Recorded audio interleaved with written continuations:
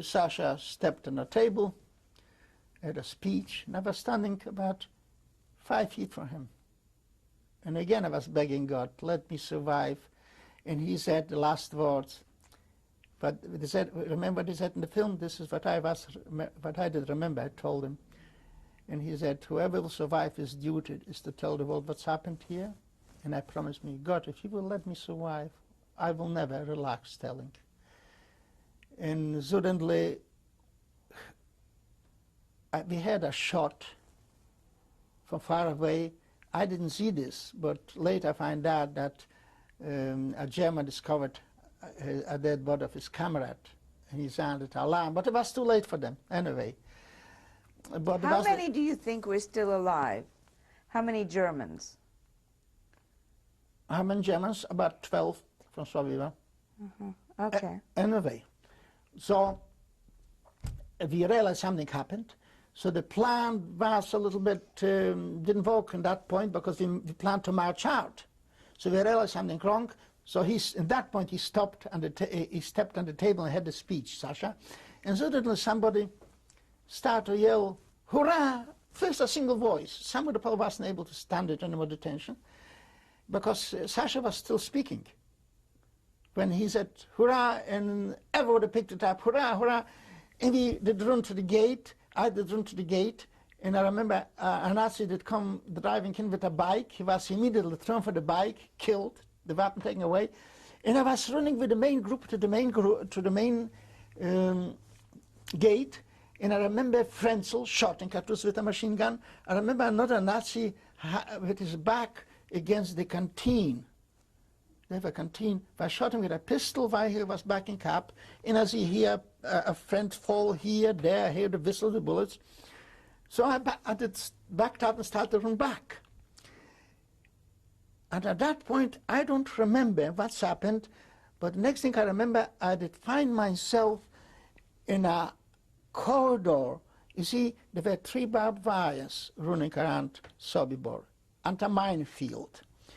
The first 2 barbed wires were fairly close, but between the second and the third last barbed wire, there was a hallway, a guard for the Ukrainians with the dogs, for the guards. By that time, the Ukrainians did escape, being afraid. So I find myself, probably I went into the gate where the Ukrainian guards went in. I find myself in this hallway, and I realize, luckily I have 2 barbed wires behind me, barbed wire fences, on the one front fence, but in the hand I had only a knife. I remember there was his inscription, Kusha shel Paisa, probably was a rabbi's knife, because I find it in the luggage. And what could I do with the knife? I stood in the front of the fence, barbed wire fence. Sasha was nearby, the leader of the world, with a pistol. He can do much either.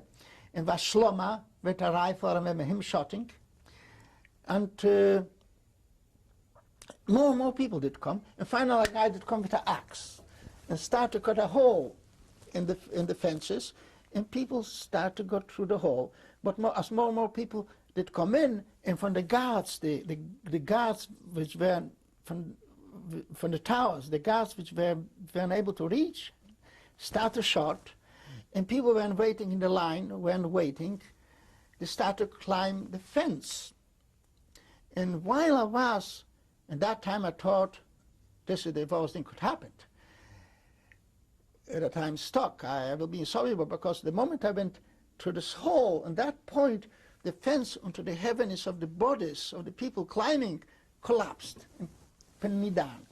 Now I realized that this was my luck, because while laying under the fence, people stepping over me, I've seen bodies taken apart by the mines. And later, when everybody went through, I did try to climb out and wasn't able because the barbs that embedded in my coat. And luckily I had a leather cord because I picked it up from the storerooms and didn't go too deep.